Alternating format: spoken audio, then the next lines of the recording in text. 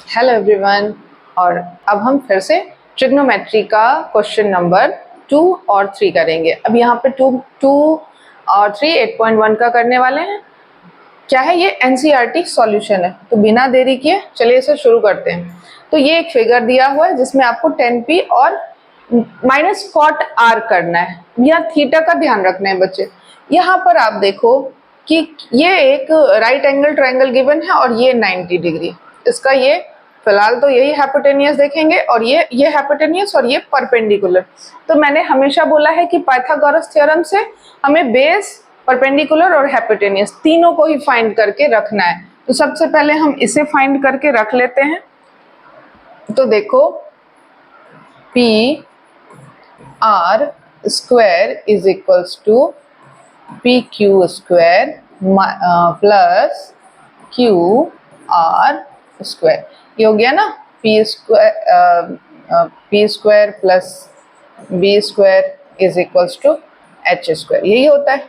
तो ये p हमारे पास कितना है? 12 है। ये हो गया बी स्क्वायर और h क्या है? 13। तो ये होता है 144 प्लस बी स्क्वायर और ये हो गया 169 और B square is equals to 169 में से 144 माइनस करो 25, तो b इज इक्वल्स टू 5। अब हमारे पास देखो तीनों ही वैल्यू हैं हमारे पास।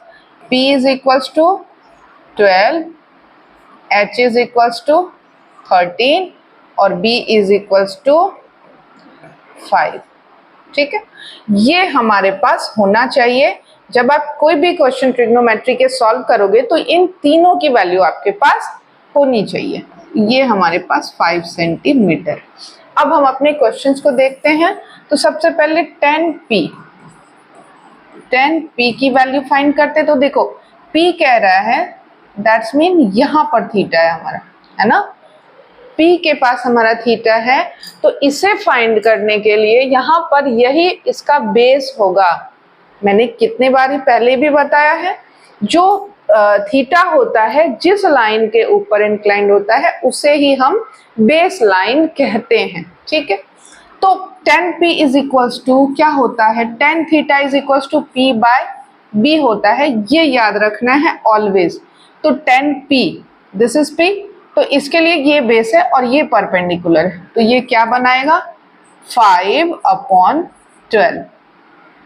देन कॉट आर, कॉट क्या होता है? b by p, reciprocal of tan theta, reciprocal of tan theta cot theta होता है ना। तो यहाँ पर इसका उल्टा है, बट अब कहूंगी मैं रेसिप्रोकल है, आप देख भी रहे हो, तो इसका रेसिप्रोकल नहीं कर देना है, क्योंकि यहाँ पर ध्यान रखना है कि थीटा चेंज है। यहाँ थीटा ये हो गया, तो इसके लिए this line is base and this is perpendicular, तो बेस अपॉन परपेंडिकुलर। अब माइनस करना है, हम अपने क्वेश्चन को देखते हैं। तो 5/12 माइनस 5/12 बिकम 0, है ना। तो हमारा आंसर 0 आ रहा है। हमेशा ध्यान रखना है कि हमारे पास थीटा क्या गिवन है, उसी के अकॉर्डिंग आप इसे सॉल्व करोगे। फॉर्मूला याद रखना है, वो तो याद रखना ही पड़ेगा। आई होप ये समझ में आ गया होगा आप लोगों को। आगे क्या कहता है? If sine A is equals to 3/4, यहाँ पे बाय होना चाहिए, 3/4, calculate cos a and tan a। ठीक है, साइन a गिवन है, क्या है हमारे पास? Sine a is equals to 3/4 दिया हुआ है। cos a और tan a को कैलकुलेट करना है। तो देखो साइन a क्या होता है? p/h होता है। तो यहाँ हम कह सकते हैं कि p is equals to 3 and h is equals to 4। यहाँ पे देखो कोई k कांस्टेंट रख के हम रियल नंबर रख करके भी इसको फाइंड कर सकते हैं, पॉजिटिव इंटीजर रख के, बट नो नीड। यहाँ पर सिंपल है, p/h है, तो हम इसे 3/4 रख करके भी सॉल्व कर सकते हैं। अब यहाँ हमें बेस भी चाहिए, क्योंकि tan थीटा है और cos थीटा है। cos थीटा और tan थीटा के लिए ऑलवेज हमें बेस की नीड होती है। तो फिर से Pythagoras theorem, p square b square, तो h हमारे पास है 4 और ये हमारे पास है 3, 4 4 जा 16, 3 3 जा 9 एंड बी स्क्वायर। 16 में से 9 माइनस करोगे तो 7 आएगा, रूट हटा दो यहाँ, तो फिर b की वैल्यू हमारे पास √7 आ गई। और यहाँ से हम किसी भी चीज़ को फाइंड कर सकते हैं। यहाँ हमारे पास b इज इक्वल्स टू √7 आ गया। ये cos a फाइंड करने के लिए कहा गया है।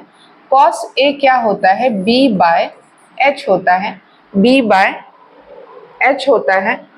और cos a इज b/h, हमारे पास b है √7 और h हमारे पास है 4, है ना, h हमारे पास 4 है।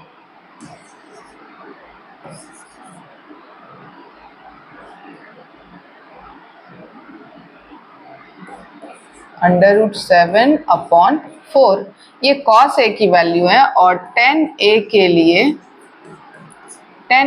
लिए p/b, तो p हमारे पास है 3 और b हमारे पास है √7। अब इसे ऐसे भी छोड़ दो, ऐसे रैशनलाइज करो, √7 नहीं रखना है तो रैशनलाइज करना है, तो फिर ये हो जाएगा √7 √3/7 तो ये भी हो सकता है और ये भी है, दोनों ही आंसर सही होंगे। तो यहाँ पर बहुत ही आसान है, इसको पाइथागोरस थ्योरम तो ऑलवेज लगाना पड़ेगा आपको, बिकॉज आपके पास p, b और h इन तीनों की वैल्यू होनी चाहिए। ट्रिग्नोमेट्रिक रेशियो जो भी है ना, उसे फाइंड करने के लिए हमें इन तीनों की नीड होती है ना। और मैंने स्टार्टिंग में बता रखा है, राइट एंगल ट्राइंगल है तो वहां बेस, परपेंडिकुलर और हाइपोटेन्यूस तीनों इंपॉर्टेंट रखते हैं। और उनकी वैल्यू फाइंड करने के बाद आप किसी भी रेशियो की वैल्यू को फाइंड कर सकते हैं। It is very simple, okay. और क्वेश्चन समझ में आ रहा है ना, तो लाइक, शेयर एंड सब्सक्राइब तो कर दिया करो और कमेंट करके मुझे बताओ कि ये आपके लिए यूजफुल है या